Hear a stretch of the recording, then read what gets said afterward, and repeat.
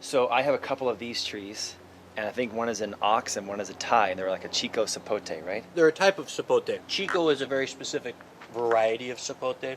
Okay. And it's got popular in California because it does well in California. And so people have tasted it there, or they grew up with a Chico in their backyard in Central America. These are all different varieties, and they have slightly different flavors to them. I've heard it's a pear with brown sugar, similar.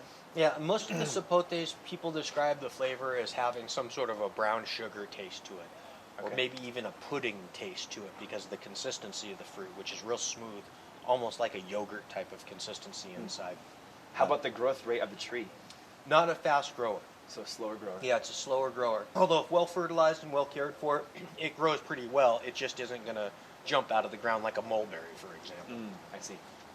Yeah, I think one of the trees I got was this size when I got them, and it's doing very well so far. Yeah, they do well here.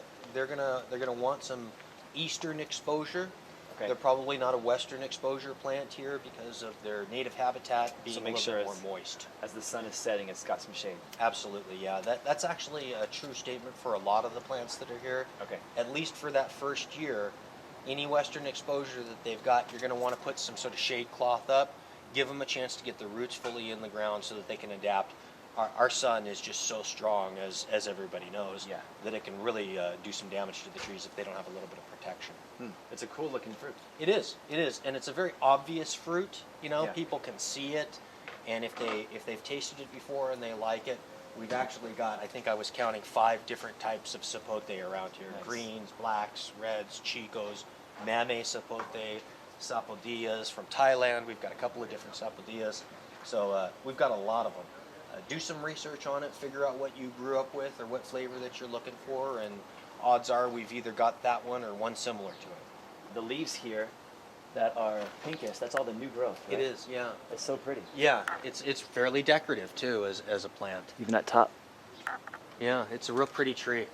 Almost a ficus. It does type look like a of, ficus. Leaf on these. Yeah, and they're heavy, waxy leaves, you know, so that they're built to retain moisture, similar to a mango leaf. So it's a real nice tree, and a lot of people are coming by asking for sapotes now. So.